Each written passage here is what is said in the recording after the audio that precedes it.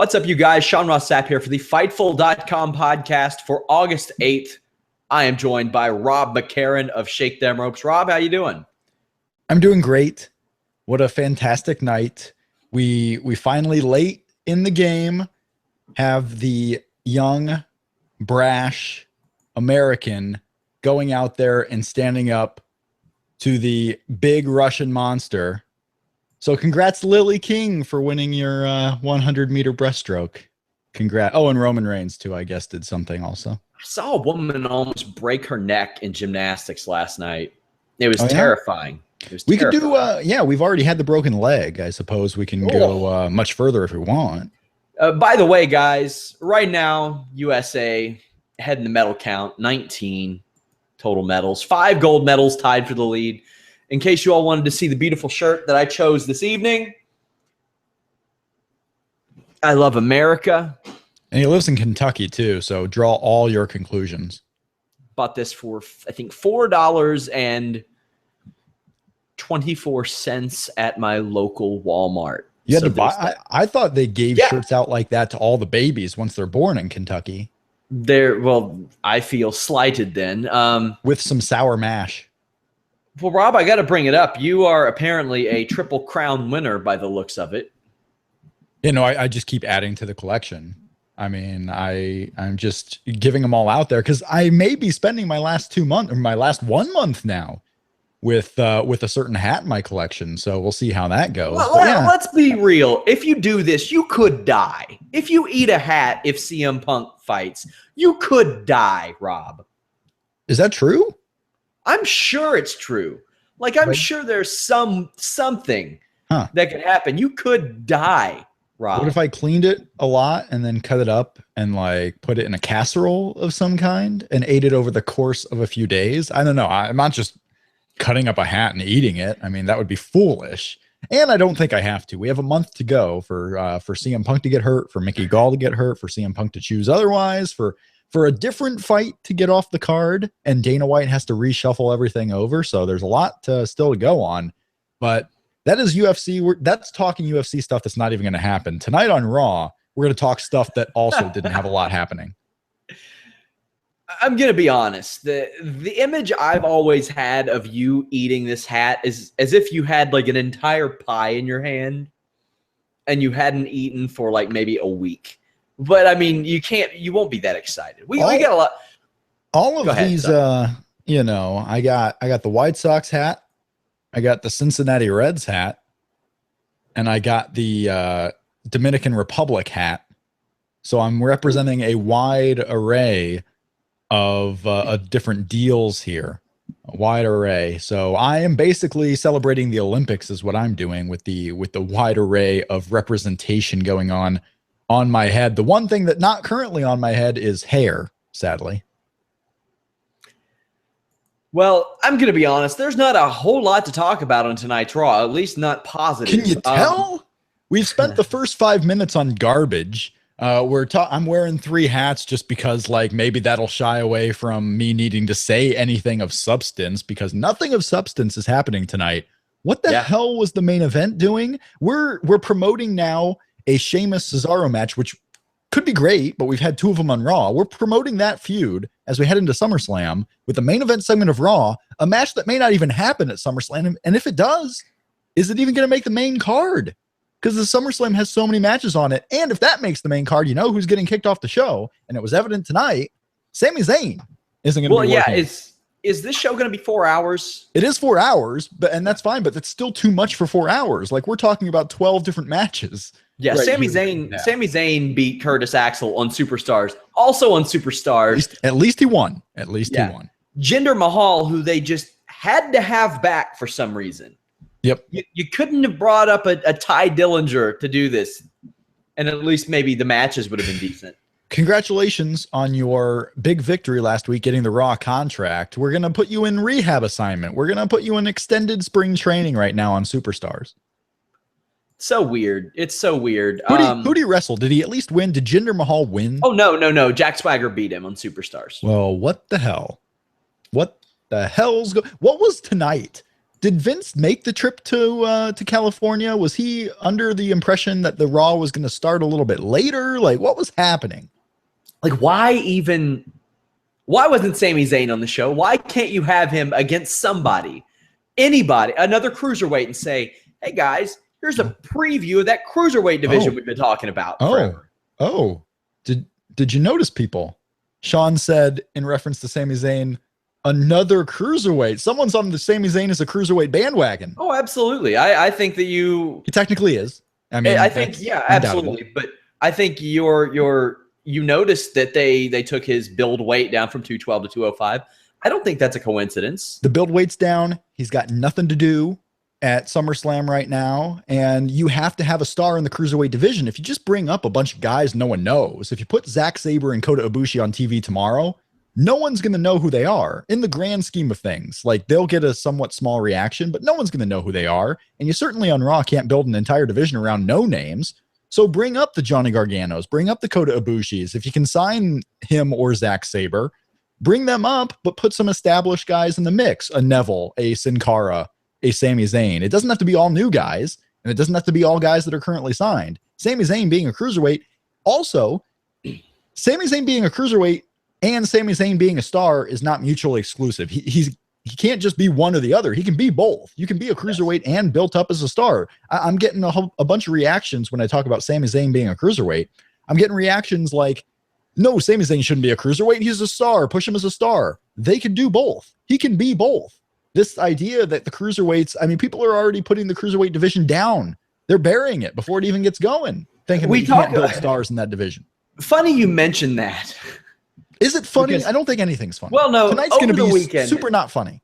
Over the weekend, and I'm just delaying talking about Raw as much as possible. Over the weekend, Conor McGregor made some comments. He is a 170-pound man who competes at 140-something pounds. A weight in which, between a lot of these cruiserweights in the Cruiserweight Classic actually weighed in at between, the low weight of 145 and upwards of 175. Then, as you're establishing a cruiserweight division, a ton of your stars shit on him for his size. Like, among all the, I love that they protected their images because they needed to do that. Why not? Sure. Conor McGregor shot himself into a work, so to speak. But, and even AJ Styles, who made a career being a smaller guy, made fun of Conor McGregor for his size. Keep in mind, they're about to start a cruiserweight division. And AJ Styles, maybe about roughly the same height as Conor McGregor, weighs a little more. This was weird to me. The Roman Reigns, you're the size of my leg thing. Ric Flair saying, well, you should fight Fit Finlay. Well, I would hate that for Fit Finlay. I want to know, what did you make of all the tweets from the wrestlers and the reaction of Conor with the reaction to Conor McGregor's statements on Friday? Conor McGregor's a smart man. You're trying to hype up a fight. You're trying to get the wrestling audience in. Darren Ravel, I believe, of all people, maybe it was someone else, but I think it was Darren Ravel. It might've been actually Jonathan Snowden. But I thought Darren Ravel tweeted out that the combined social media followers on Twitter alone of all the wrestlers who retaliated or repeated Conor McGregor statements or replied to it reached over 20 million people. Yeah. Over 20 million followers for the people. So that's Conor McGregor getting his name out to even more people without having to do much of anything, really. Some of the wrestlers got it. Some of the wrestlers are replying, trying to shoot their own angles.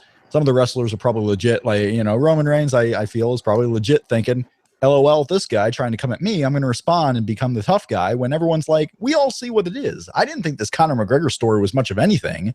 It was something just going on in the background. And the amount of coverage it got was probably a little ridiculous because we all know what's going on here. Not a single one of us thinks that Conor McGregor actually thinks he's going to go and beat up anyone that's in WWE. He's not going to beat up all of them. He can probably take a good portion of them. But it's not like he's trying to actually pick a fight. Dude's trying to promote a fight. Not only that, you'll notice the ones that he didn't insult were the guys who could possibly sign his paychecks if he were to ever make an appearance for WWE. Conor McGregor is always really good about being 2 or 3 steps ahead of where he is. And I got all the ridiculous stuff, people saying, well, he got choked out in his last fight. He's irrelevant. Buddy, you're wrong. And even if he loses his next fight, he's not irrelevant. If he loses the fight after that, he's not irrelevant. There was a guy named Chael Sonnen who lost about, I think, 5 fights in 6 years and failed a drug test. Then he went and broke records on Fox Sports 1. It's not always the same.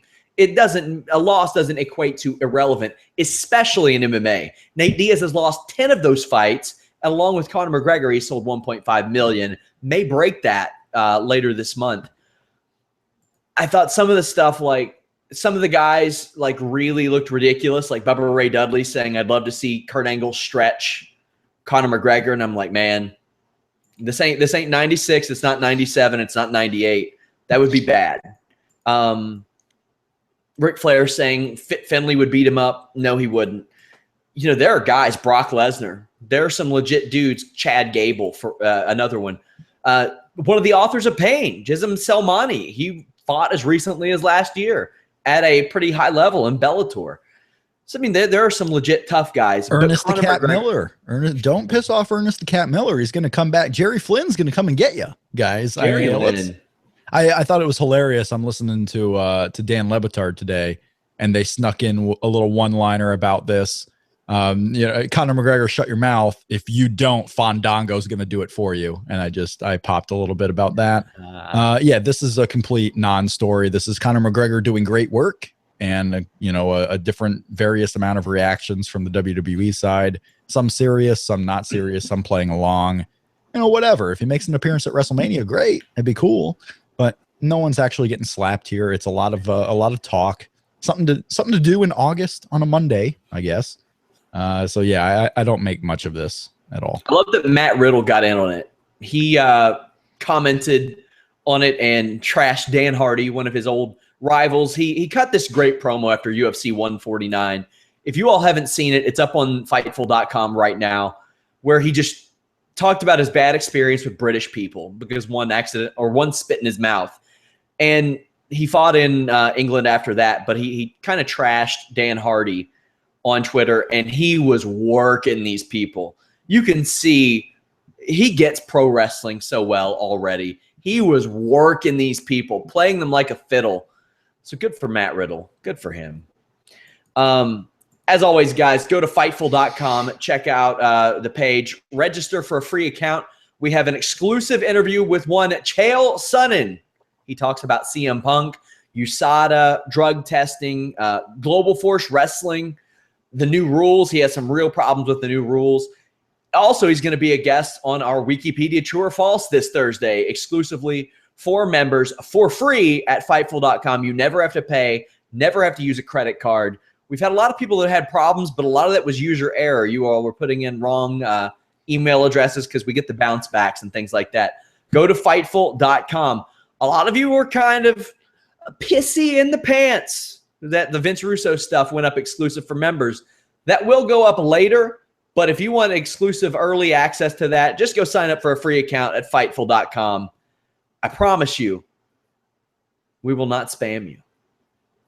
Fightful.com. Go register for that free account, my friends. All kinds of cool stuff up there, including Brandon Howard's exclusive financial analysis of the WWE.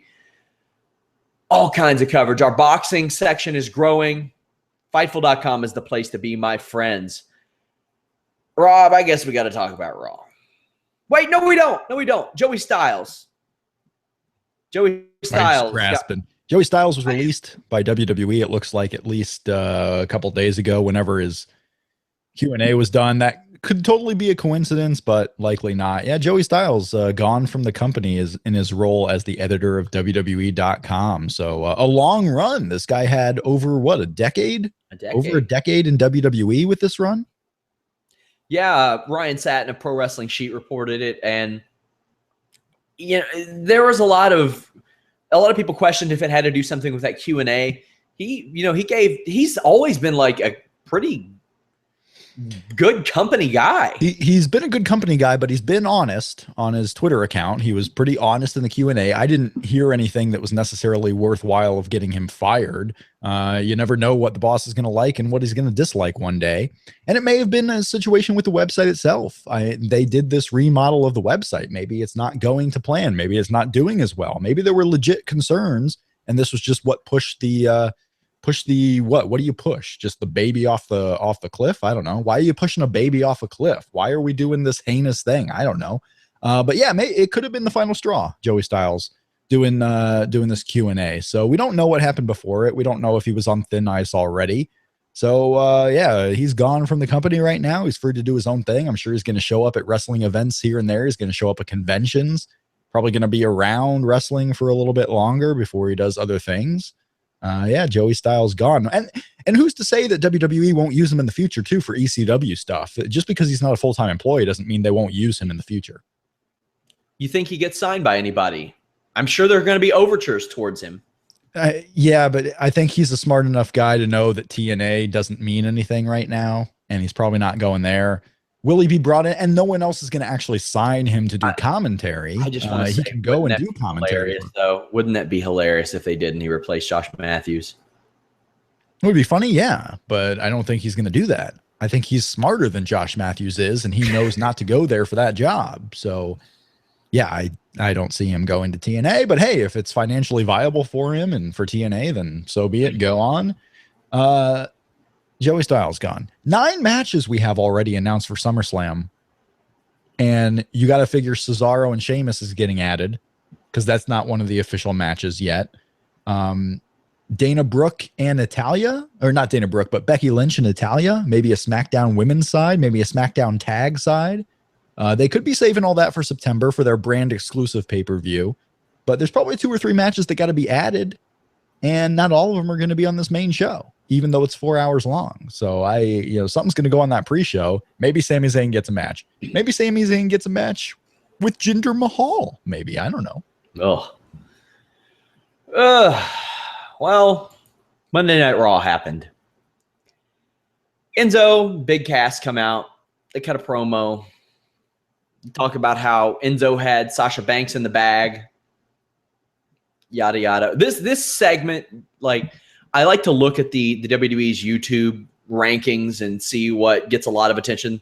Their Enzo's segment got a lot of attention last week, so it got a lot of attention. He brought it back. He went a little long this time too, but I thought Jericho went a little too far playing the out of touch dad type of character. I know people like to joke about Dad Jericho and all this stuff. People make similar jokes with AJ Styles. And it's a great character, I think, for Chris Jericho. And he usually plays it well. He's starting to overplay it a little bit. And tonight's Raw was super evident of that. It was bad. It was bad all around. I just wish, it doesn't happen. The combination does not happen that often. The Rock had it. Steve Austin had it. John Cena has it.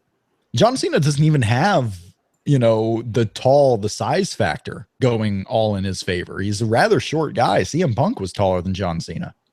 But if you could put Enzo Amore's brain and mouth on Big Cass's body, can you imagine the star that guy would be? Oh, yeah. This stretched out into a match with Chris Jericho. All in all, this opening segment with Enzo and Cass went, I think, 32, 33 minutes altogether, including the match. Enzo is not good in the ring. He is not. That has not changed. He's a horrible wrestler, and he's had plenty of time to learn, too, and plenty of time to learn the WWE system. He's just not going to get it. And I don't know how far he can go with just the mouth. Now, if Big Cass, the big, tall guy that he is, he's a pretty decent worker in tags. He's okay in singles. He's better than Braun Strowman is. But he doesn't have the quick wit. He doesn't have the mouth. He doesn't have the promo ability. It's going to be really interesting to see which one of those two goes further, because Big Cass is probably going to be given more opportunities. You saw what Big Cass did as a single when Enzo was out and hurt. They were giving him opportunities. I don't know if they would give Enzo the same opportunities if Big Cass was out for an extended period at this very moment, but he would certainly talk himself into some big game. He's doing it right now. They would be okay television characters. I don't think either one of them's ever going to be a main event player. But if one of them's going to prove me wrong, the most likely option is probably Big Cass. I just don't know how far you can go. And people will make the correlation to John Cena. John Cena has the mouth, he has the promo ability, but John Cena's a bigger guy. He has the size, and he is better in the ring. As much as you want to say he's a bad wrestler, John Cena's far better than Enzo and Amore has ever proven to be. So unless Enzo improves drastically here in the next year or two, then I see trouble for the future of Enzo Amore for sure. This is a real case for managers being a bigger deal in WWE. You kind of have it with Paul Heyman and Brock Lesnar, a little bit with Bob Backlund and Darren Young, but that hasn't been going over so hot lately. Enzo is, you talk about the quick wit. Bobby the Brain Heenan, incredibly quick-witted. Not a guy you would want in the ring consistently, but hey, he'd get in the ring on occasion, and there's nothing wrong with that. There's nothing wrong with using him as a heater. There's nothing wrong with that at all. But man, Enzo looked really bad in this match. Worked away from the camera, like all kinds of stuff. Chris Jericho had Kevin Owens out there to have his back. So apparently Jericho and Owens are a thing. I like them working together. I think that's fun. Yeah. Oh, it's absolutely fantastic. It was fine tonight. You know, Kevin Owens talks the big game and Kevin Owens has the delivery. I feel like if Jericho would have just toned it down a little bit and been his normal self the last separate weeks, like tonight really was him turning up the dad factor and the bad joke factor, and I didn't like it. If he was just his normal self over the last couple of weeks, it would have been perfect. So if he can get back to that, this tag team has potential to be a big thing. You know, we have some interest in the tag team division. The New Day isn't overexposed. Big E's out. He's not going to be in the SummerSlam match. We could have new champions possibly. And then where do you go with Kevin Owens and Chris Jericho? Because if they're going to be a regular team, it seems like the tag team division is open to some more teams right now. I'm really interested. And that's another match. You could have them and Enzo and Cass added to SummerSlam. SummerSlam is going to be packed. It's a really good show, but it's going to be packed as far as matches. And it just boggles my mind how they spent the main event of the show promoting maybe the 10th match from the top, Sheamus and Cesaro. It's just weird stuff.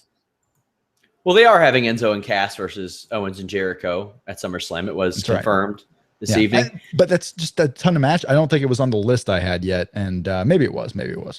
Either way, I like that match. I think that'll be fun. I like Jericho and Owens together. Oh, I want to see Big Cass go up against Kevin Owens. Really, I want to see those two in the middle of the ring because you saw the Anaheim crowd really got behind it when they had their face off. I want to see Big Cass getting some extended time with really good workers like Chris Jericho and Kevin Owens. Mick Foley was made to look like an inept moron in this segment. He was made to look like himself. His character that has always been on WWE. I mean, that's what he does as the commissioner. He doesn't really know what he's doing. He just makes decisions based on a whim, and that's continuing. So Sasha Banks came in and asked for a handicap match at SummerSlam so she can keep her eye on Dana Brooke. Right. Well, instead of making Mick Foley, or instead of making either one of them look like not a complete dumbass, Mick Foley said, okay, well, instead of doing the right thing and making this an even match, I'm going to put you in a match that will possibly lead to you being in a handicap match. If you don't beat Dana Brooke, it will be. If you do, she's banned from ringside. Sasha Banks is basically going to her boss and indirectly calling him inept and say he doesn't know what he's doing. I know you're not going to make this a one-on-one fair match, so how about you just add her? Why not? So I can keep my eye on her as if she's just going to be on the ringside apron the whole time anyway, and I can at least see her better. Mick Foley could have done the right thing and said, oh, you know, I understand your concern. She's been getting involved. How about I just make sure she doesn't even go out to ringside? Oh, no. Instead of doing that, you can wrestle her for that option, or we'll do the handicap match because that's what you want as a GM, right? To book a 2-on-1 for a championship because that really puts your brand over. Like none of this made any sense. I understand they have to get to a certain point, and it ended up being what it should have been. Dana Brooke banned from ringside. But this just screamed like they had to write 20 pages when one page would have done. You said about everything I needed to say right there. Basically, that's the story of this entire show every week. Whoa, did I say that out loud? Holy oops. Whoops. Braun Strowman's squash match. This jobber was nowhere near as glorious as James Ellsworth. He wasn't Yeah, well, he wasn't as funny as Corey Hollis. I get it. Was Corey Hollis the one last week? Yeah, it was Corey Hollis. I didn't think it was Corey Hollis. I thought I didn't watch I watched the thing on YouTube. I didn't think it was Corey Hollis last week. But yeah, that makes sense. Check. I thought it was, but either way, Braun Strowman destroyed him, knocked him off the apron, did something a little bit different. I like that he's doing at least a little something different with what he's given each week. But yeah, whatever. Probably the best use of Braun Strowman you're going to get on this show for a while. Puff Daddy's backstage. He follows me, by the way. I don't know if I've ever reminded you guys of that 12 times, but there's number 13. He asks how Big E's nuts are doing. That was probably line of the night. It was Corey Hollis, by the way. Yeah, no, this was all right. I mean, Puff Daddy. It was funny getting him that reaction in Anaheim. You know, East Coast, West Coast. It's alive for everyone. Yeah, I don't care. I mean, all the Big E stuff, I let it just kind of go through me tonight. I know a lot of people like the New Day segment with Carl Anderson and Doc Gallows tonight. I don't know. It was something. Hey, at least they let Anderson and Gallows talk. I don't know if I'm looking forward to that match. I would have liked it better if Big E was in it. So I guess we have to just take what we get. I'm hoping this Big E thing goes somewhere, and the Big E return at SummerSlam is going to be a big deal. I wonder, and I think really the people will be excited for Big E coming back, even though he's only off a couple of weeks. Big E is going to get a chance to get a star reaction on his return, and that might actually tell the powers that be whether or not they should break him off as a single or not. Like, is it time for Big E to go by himself? I would be fine if Big E turned into the serious guy in New Day. Oh yeah. Oh, for sure. Kept them around. Yeah. Also, a good thing about but you were worried Xavier was going to do that, right? During the whole Wyatt family thing, and they didn't turn the corner all the way with Xavier, but they started that direction when Big E he was still goofing around. I would love to see Big E as the giant man with his two little kids. Basically just he's going to let them have their fun, but he'll reel them in when needed. Yeah. I like that too. And Xavier Woods could be in that cruiserweight division. He is at that limit. Also, one of the few good things about Big E not being in that SummerSlam match is that he delays his inevitable paralysis or broken neck by not doing that crazy ass dive through the ropes. So that's good. Titus O'Neil. When's the last time you checked on Xavier Woods' weight? I don't know. It was on WWE.com as 205 recently. Yeah, he's still 205. They moved a couple of guys down. I don't know if he was listed at 205 before. This whole cruiserweight thing. I think he was the night that they announced the cruiserweight division, because I looked through several of those profiles, and I was actually kind of surprised that he was at 205. I figured that he would be maybe even a little bit bigger. If we really wanted to go meta and not talk Raw, we could have talked about Todd Grisham's hot Ichiro Suzuki takes. Yeah, that guy. Todd Grisham, just making an ass of himself. That guy. Well, I mean, wasn't he the one that called a TNA fan retarded on air one time? Probably. Yeah, that's him. So that shows you about what you need to know there. Darren Young, Titus O'Neil. This was short. Darren Young won by cheating. More 50-50 booking. Does this go anywhere? Does this do anything for you? Are we getting Titus Darren Young 3 at the Pape? Kickoff show, maybe? Adding another match there. It's going to be an hour-long kickoff show, so we're probably getting 2 kickoff matches. I would think that might be one.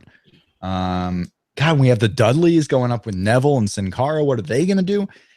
For all this talk about the brand split and how the rosters are going to be thin, they added an hour to the SummerSlam pay-per-view and still won't be able to get everyone in. I love it because the main show is made up of a lot of singles matches and important tag team matches, so I love it. I love that there's not an 8-man match of some kind. There's not a 6-man tag on the card.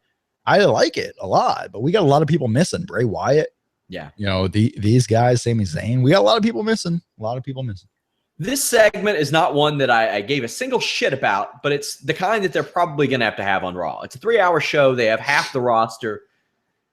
They got to have these people in something and doing something, unless you're Sami Zayn, apparently. Yeah. Bob Backlund did not see Young cheating. Sure, fine, whatever. I mean, this was short enough to where, I wasn't upset about it or anything. I don't care that much. And hopefully something happens and I change that. or something happens that changes that. Seth Rollins comes out, clowns Finn Balor about his name. What do you think about this? There's a lot of name origin talk tonight. Like that was their idea to promote and get by this week's of television, was to go 2 different segments on the name of Finn Balor. I think it's a unique way of getting people introduced to Finn Balor, because remember, he's only been on TV for what now? This is the 3rd week of Finn Balor on Raw. So hey, take a little moment, introduce him to the audience a little bit further, get the origins of the name, hint that the demon comes back. It was all, to me, just a way of going through another week of promotion while also teasing the answer to the question, will Finn Balor be the demon? Will he go with the face paint? Will he go with all the painting at the SummerSlam pay-per-view? And it looks like the answer to that is yes. The question, though, is should he? Should he continue this demon character on WWE TV? Why do you think he shouldn't? Well, I don't even know if he shouldn't or not. I'm fine with it. It's a cool little factor. Jeff Hardy, when he was peak of popularity, I hate face paint. All right. I don't think anyone should do the face paint. I hate it. It's stupid. What are you doing? The Ultimate Warrior. Jeff's in particular is pretty terrible. All the arms, the neck, just caked up. I'm not a big fan of face paint. I don't care. People are going to get on me for saying the Warrior shouldn't have had face paint. If you're in the 80s, that's fine. We're not in the 80s anymore. Okay. Face paint isn't cool. I don't think it is. Maybe it is to those. I'm not cool. So what do I know? I just don't like the face paint idea. And it will continue to imply, it did this in NXT, unless the match is just so super huge, like Nakamura and Finn Balor, it will immediately tell an audience that if the face paint isn't on, this isn't that big of a match, because he does the face paint on the big matches. So all these Raw matches aren't important. Do I even have to tune in? What if there is a pay-per-view where he's in a tag and he's not bringing the demon? Do I even have to care about this tag match?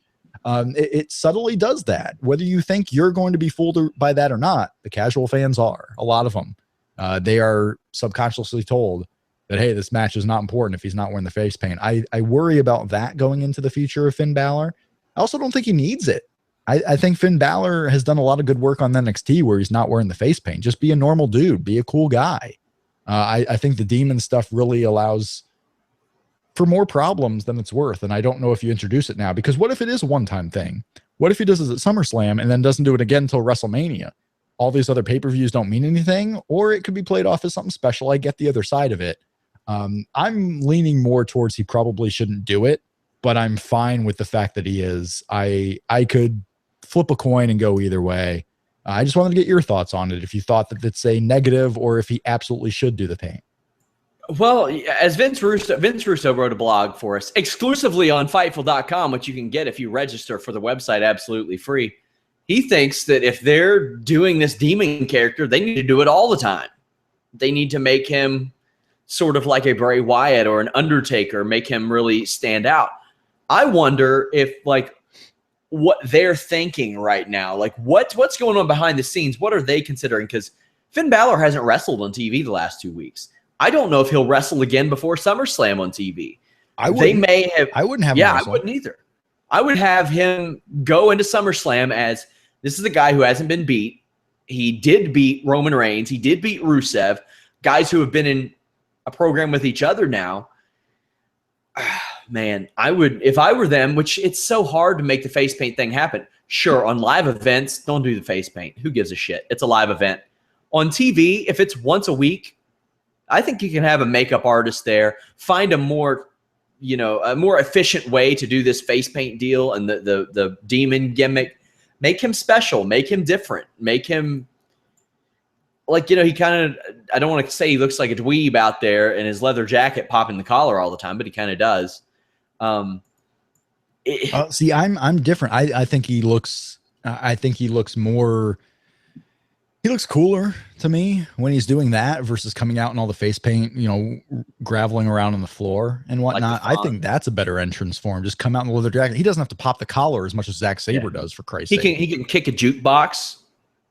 Just come out with the leather jacket. Prove that you're cooler than others. The reason why Arthur Fonzarelli was so cool is because he owned that jacket, right? He didn't come out and look like a guy who didn't belong in the jacket and knows he doesn't belong. He comes out and owns it. And Finn Balor's pretty much there. Yeah, I could agree with that. Interested to see where they take that at the very least. Sheamus versus Cesaro. Cesaro won. I like the finish. I like the distracting ref. Didn't see the Sheamus pin, but Cesaro got the win. It prevented some more 50-50 booking, which I was completely cool with. These two work well together. They traditionally have. They beat the living shit out of each other. Cool. You got to have stuff like this on the show. People aren't always going to care about it, but this entire program between the two of them has been to lead towards an eventual United States Championship match, which did later happen. Did this do anything for you, Rob? I don't even know what you're talking about. So Sheamus versus Cesaro. Yeah, I don't know what you're talking about. This whole Cesaro Sheamus episode of Raw is just mind-boggling. Like, I get you want to build up another feud. You should be building up undercard programs. Why was this the main focus on the show? 2 segments, the main event segment, all to get over Sheamus and Cesaro. Cesaro wins again. What I would love and what I thought they were going to do. I mean, Daniel Bryan's out there. Cesaro comes out in the main event. He finally has the SmackDown GM on his side. I thought we might have been getting a trade of some kind. We might have been getting some type of deal where he ended up on SmackDown because he's underutilized. Mick Foley had to get confronted by Cesaro in the ring to even get him a title shot, right? And now, do you think Cesaro's going to get a rematch with Rusev? Probably not. Not for the championship. Not next week. Not the week before. Not the week afterwards. I doubt it. I'll be open and waiting to see, because he earned that championship shot according to Foley. And guess what? It was screwed. It was screwed up with interference. So will he get another rematch? I don't know. I just thought the whole Cesaro Sheamus stuff tonight was mind-boggling. I like the match. It was okay. Cesaro coming off as a bigger deal, beating Sheamus 2 weeks in a row and nearly beating Rusev, I think helped him out a lot. Like, I'm not saying the main event segment didn't help Cesaro. I just don't get why they did it. I mean, they're going to have good matches. That's what these two do with each other, but over and over again. We had the Dudley Boys versus Neville and Sin Cara. Neville and Sin Cara probably going to be 2 pieces of that cruiserweight division that happened. They won the match. The real story of this was Bubba Ray kind of giving Devon a unique gaze after the match, kind of like, I can't believe he lost this match. Are we about to see a Bully Ray singles run? Bubba Ray singles run? Maybe. Hey, Devon came back. He's worked there for a year now. Do we really think it's going to be that long term? Like, he was ready to quit wrestling a couple of years ago. So maybe I would like to see it. Maybe we get a TNA gimmick infringing in WWE again, where Bully Ray is single-handedly the cruiserweight killer. And he makes weight to 205 again, brings out the fake scale, and wrestles in all of the cruiserweight matches. What I would not be shocked right now if Bubba Ray is pitching ideas to that effect to try and get more TV time on Raw and get a segment and a gimmick that could be exclusive to him. That would be tremendous. Yeah, I don't know what they're doing. Now is not the right time. You have too much stuff going into SummerSlam. A lot of really good stuff, but too much stuff to be doing some of these things that they're doing on Raw with the Dudley Boys of all people. It was fine. It's filler for 3 hours. We're gonna get a lot of that stuff. Maybe I'm cranky tonight. I don't know. My throat's hurting. It's the attitude in which this show causes people to have, Rob. And this is the first bad episode. This is the first bad episode of WWE TV since the brand split. Raws and SmackDowns have been really good. This is the first bad episode, and it wasn't super bad. It was just horrible compared to the last 2 episodes, right? You know, it's funny because that first Raw was really good. And the SmackDown in comparison, a lot of us were like, man, that wasn't good. But then we see it in comparison to this Raw, and it's like, damn, I would kill for that SmackDown. I would kill to be watching that as opposed to what we saw tonight. We got the Rusev wedding thing, and it ended with Roman Reigns. There was a funny line where Rusev said, "Look at those cakes." And he knows what's up. Rusev knows what's up. He's a smart, charismatic, charming dude. He gets it. So good for him sneaking that one in. It ended with Roman Reigns going back and telling stand-up comedy jokes. What are they doing what this didn't work before. Or do they? I wonder if they assume that, well, he's not in the main event. He's not in the world title picture. So now Roman Reigns telling jokes will work. Maybe that's how we can get it going. Maybe that the fans will be a little more accepting of it because it's not being forced down their throats. If it's not good, it's just not good. And that's not what Roman – and I had somebody saying, well, based on the interviews I've seen, this is how Roman Reigns really is, so they're letting him be himself. If that's really Roman Reigns, I don't want him to be himself. There are plenty of people in wrestling, entertainment, acting, who have not been themselves and have been much better. I don't want – who's that guy on Empire? Terrence Howard? Is that? Yeah, I don't want him being himself. He's a shitty person. I don't want him to be himself. Whoa. He's terrible. Yeah, yeah. Come on. What if Hulk Hogan had been himself during the Hulk Hogan, like the rock and wrestling era? Yeah. Either way, Lana ended up wearing some cake, and Rusev rejected a United States Championship match that was made anyway for SummerSlam. I can't wait for Rusev versus Roman Reigns at SummerSlam, though. Yeah, I'm really excited for it too. I honestly did not want Cesaro to win tonight so that we would still get Rusev and Reigns, because it's kind of a dream match at this point. I know it's happened before, like I've said, but at this level, with Reigns on the way down, Rusev on the way up, I think it's a cool dynamic. Because the way Foley was talking, if Cesaro was going to win, I was worried that we were going to get Cesaro and Reigns and Rusev completely off of it. So, yeah, I'm excited about Rusev and Reigns. It's probably in my top 3 matches looking forward to SummerSlam. Let's see what was next. Oh, Dana Brooke versus Sasha Banks. This didn't go long. Sasha Banks won in about 2.5 minutes. Saw people complaining. As our viewer David said, people were complaining that it was only 2.5 minutes long. He said it should have been 60 seconds to prevent Sasha Banks from getting injured ahead of SummerSlam. Can't disagree. Also, Sapp with Dana Brooke's gear. I liked her look so much better in NXT, but she did what she did, and she's a little bit bigger now than she was in NXT. She went with different gear. They've done some really weird things with the gear for the NXT female stars who have come up. Sasha Banks is relatively the same, but Charlotte has different look. Becky Lynch got got the new wardrobe a moment basically she came up, completely different from her NXT gear. Natalya in the last year has changed gear up a little bit, and now Dana Brooke is. So they're just going with something different. They decided that we don't want to have everything up from NXT on the main roster. We're going to at least change the costumes that you're wearing. So I don't know if that's necessary. What was working in NXT could be working on the main roster.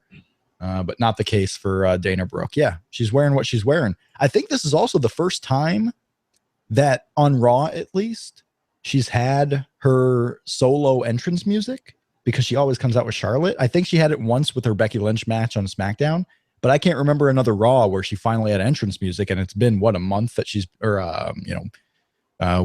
months that she's been on the main roster now. So that's a win, I think, getting her own music. Interesting note. Could be wrong. I don't know. But Dr. Luke Gallows. I guess you could call him. Don't do it. Doc Gallows, Rob. You're such a fucking dweeb. I bet you didn't see that one coming. I did not see that one coming. Where was he Doc before?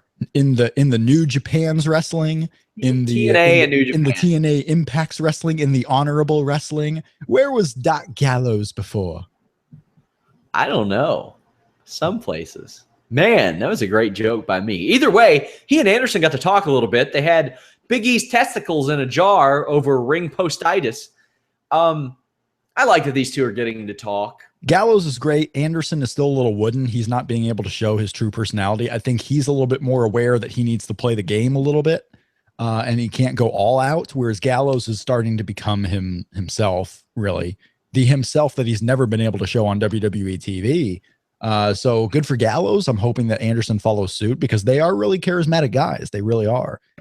So we'll see what they can do in the future. These are two guys that can absolutely go toe to toe with New Day on the mic as far as matching wits, if not better. Honestly, the way New Day's been, if you're gonna do New Day characters versus what Guns and Gallows can do, they could keep up with them no problem. Speaking of Doc Gallows, is broken Matt Hardy wearing off on you yet? No, none at all. Okay, because that's the one thing I've been hearing. He was on the Chris Jericho podcast in full character for an hour. And, an hour of broken Matt it seems like it was wearing people thin a little bit, where it's not these 20-minute segments cut up in slices. Well, it was an hour of them. There are people who enjoyed 2 hours and 10 minutes of Suicide Squad. So yeah, you did not, did you? I did not. I thought it was very cliche. I thought there were some, man, did they want you to know that crocodile was black?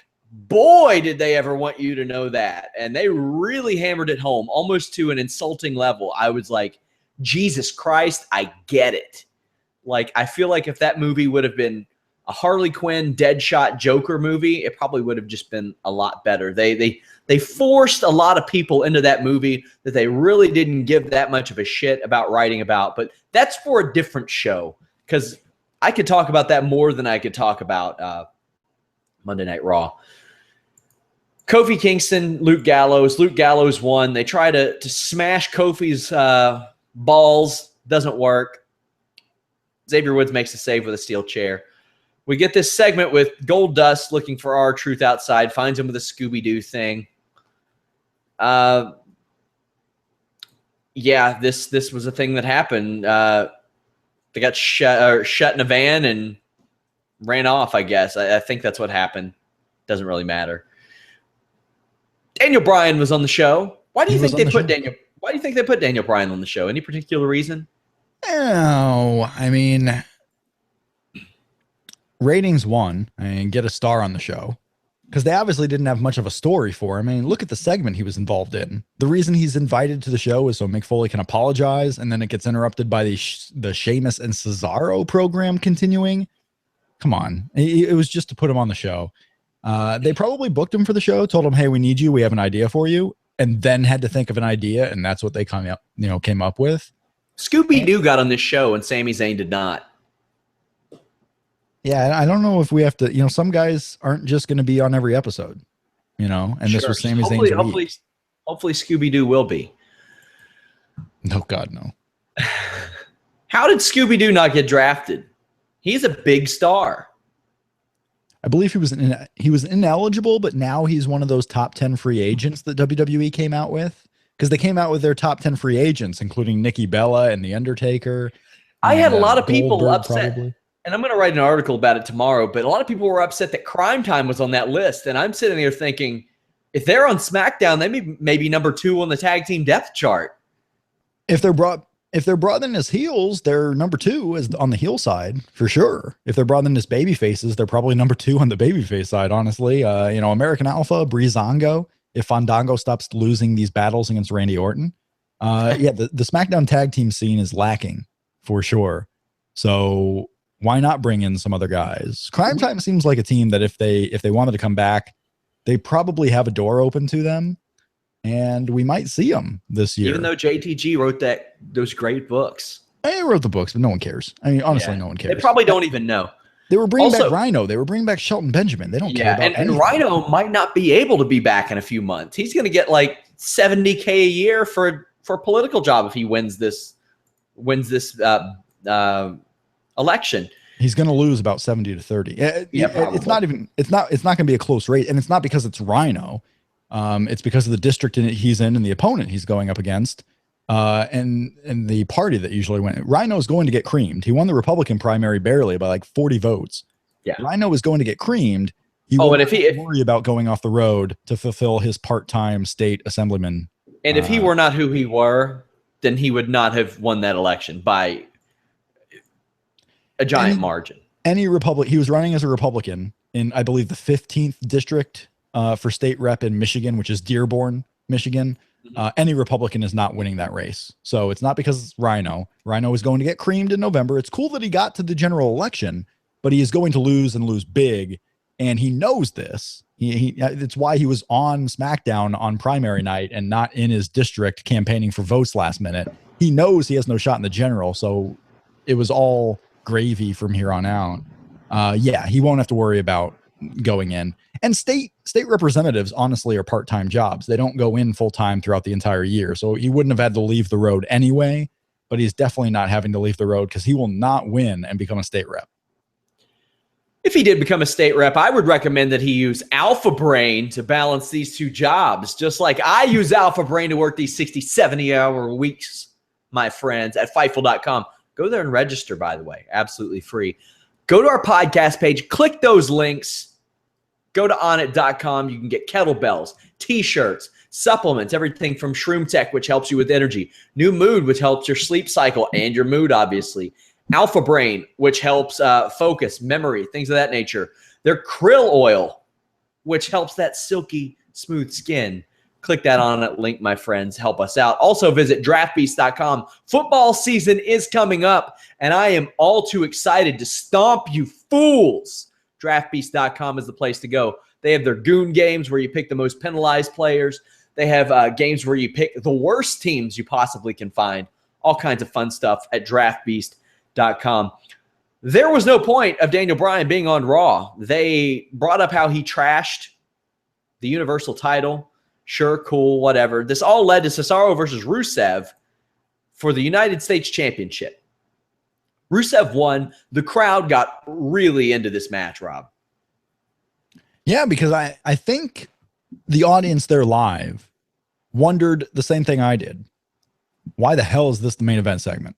Why is this getting special treatment with Cesaro twice on the show? I'm all for promoting Cesaro more, but this wasn't about that. This was about promoting a Cesaro Sheamus match.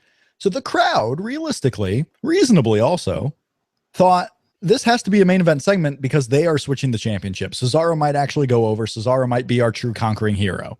And it would take a foreigner to beat Rusev, a job an American cannot do, apparently, which is fine with me. They all thought Cesaro was going to win. They're into the match. And then it didn't happen. And they realized, you know what? This was really weird why it was in the main event.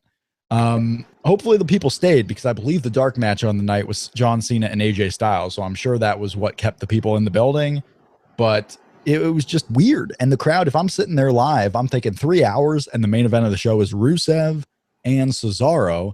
It screamed to me, honestly, in early to mid 1998 Nitro, when you would have Hulk Hogan in the opener, you would have Sting battling Hulk Hogan all throughout the show, but the main event would be Scott Hall and Lex Luger. Like, really, what are the mid-carders doing in the main event? This episode of Raw sucked ass. It was pretty terrible. It was not very good. You know what does not suck ass? My podcast, Shake Them Ropes. Go at Shake Them Ropes on Twitter, bit.ly/STR iTunes to subscribe. We're going to have a Shake Them Ropes episode this week where I bash you, Sean, repeatedly for all your bad takes tonight on the show. Awesome. Well, I will say that you outdrew your Shake Them Ropes co-host, Jeff Hawkins, last week. After, you struggled a little bit. I'll say that it has nothing to do with me. You struggled a little bit the first 2 weeks after the draft, but you creamed him this week. It wasn't even I didn't close. struggle. I did great. But people were like, oh, we'll give SmackDown a shot. And then they realized that they don't need to watch SmackDown as much. But let's be real, okay? SmackDown was the better show last week. Raw was the better show on week 1, I thought. But SmackDown was better last week. Now, I don't feel there's need to really invest in SmackDown until the week after SummerSlam. Because we know the SummerSlam main events from SmackDown side. We know what they are. We know the matches for this card. I don't really think you need to watch SmackDown right now. They're not going to change much. So if I'm watching, a certain number of hours of WWE TV, I'm going to go to where I always go. I'm going to watch Raw first. Raw is the flagship. They keep telling you, they keep reminding you. And if something happens on SmackDown, maybe I'll catch it on YouTube, right? Because what are they going to do? What are they going to give you? No one's making a big return on SmackDown. No one's making a huge debut on SmackDown. And if you want to watch American Alpha, you can watch their 5-minute tag team showcases or wait until Backlash when they get a 15-minute match on pay-per-view. You can skip the SmackDowns. Wait until the pay-per-views. And for the next 3 weeks, I think there's going to be an issue where SmackDown's going to get less viewership because it's just not that important of a show for the next 3 weeks or for the next 2, right? Because until SummerSlam happens and it's over, then you might want to pay attention to SmackDown again, see what they're going to do towards Backlash and beyond. But right now, what's the difference? Speaking of SmackDown, we'll talk about this very quickly. Shelton Benjamin not showing, he's not coming to WWE. They found out that he had a torn rotator cuff. This is heartbreaking for him. One of his really last shots at the WWE. And I was looking forward to his contributions on SmackDown. It's kind of a bummer, Rob. Yeah, I was of the returns that were coming, Shelton Benjamin was probably the one I was looking most forward to. But it's not going to happen. Now, do they bring in a different name from the past? Or maybe there was a spot that Shelton Benjamin was slotted for, and now someone else is going to have to take it. Maybe someone currently on the roster, someone maybe currently on NXT. We'll never know, probably. But yeah, it was a bummer for Shelton Benjamin. We'll see if he ever now comes back to WWE after this injury. That looks like it's going to keep him out for some time. Yeah, it's a bummer for him, I'm sure, too, because this guy was working regularly for Pro Wrestling Noah. He was doing independent dates. He was working, and he goes to WWE and they tell him, hey, you can't do it. The fact that he's getting the surgery and going to get healthy tells me that there will be a spot within WWE for him afterwards, because if they were saying you have to get the surgery or we're not hiring you, I think he says, okay, it didn't work out. I'll go back to making my money at Noah and I'll get the surgery when I'm fully done wrestling or when I just can't go anymore. So I think this is a good sign that he will be back at some point. Guys, some site news. As always, we encourage you to go and register at Fightful.com. Absolutely free. Always will be. We've got exclusive podcasts with Vince Russo. You get early access to those days before they go up to the general public. Also, our Wikipedia True or False. We've had guests like EC3, Shane Helms, Chael Sonnen this week. Also, we have an exclusive Chael Sonnen interview up where he talks about CM Punk. He talks about the infamous situation where CM Punk was not allowed to corner him at UFC on Fox because Vince McMahon nixed it. All kinds of exclusive updates, backstage news, interviews with MMA fighters, Brandon Howard's financial analysis. Your investment in Fightful.com is $0, my friends. Go there, register. Also, access to our forums.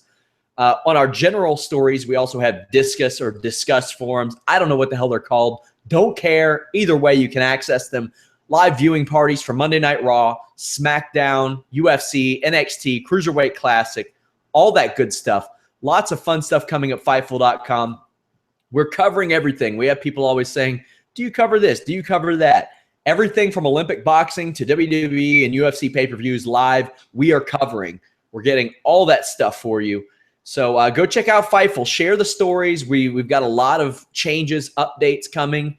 So stay tuned to the site. Still very much not completed. Our tech team is working on that, getting like RSS feeds and getting the podcasts on iTunes and Stitcher.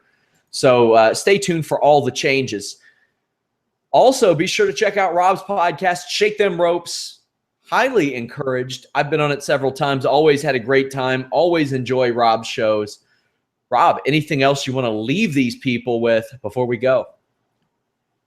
Yeah, I will say congratulations to the fluently English-speaking Ichiro Suzuki on 3,000 hits. Go follow the podcast at Shake Them Ropes. And I walk you off with the arrow. Oh, wow. Oh, wow. Guys, thank you so much. I really appreciate the support. Please share the page, Fightful.com, Reddit, Twitter, Facebook, anywhere you can. You all sharing the website really helps us out and, ensures our success, makes our bosses feel like the investment is worth it. Like I said, we haven't started marketing or anything like that yet, but I really appreciate the support. Check out all of our podcasts. Sign up for Fightful. Get that exclusive content early, absolutely free. Until tomorrow night, I will be back with Rob's co-host on Shake Them Ropes, Jeff Hawkins, to talk SmackDown immediately after the show. Also, Wednesday with Showdown Joe talking all kinds of stuff. Thursday, Vince Russo. And a programming note for the night of UFC 202 and NXT TakeOver. We will be doing a podcast, a supersized edition of the podcast, immediately after UFC 202. So if you're wondering where it is right after TakeOver, it'll be after 202. I'm doing about 45 minutes with Joe about UFC 202 because that's Diaz McGregor. That's the big story of the night. Then I'm doing 45 minutes with Alex Palowski, our great Raw coverage guy. He does all kinds of great stuff for the site, talking NXT TakeOver. But guys, we are back tomorrow night. Until next time, we are out.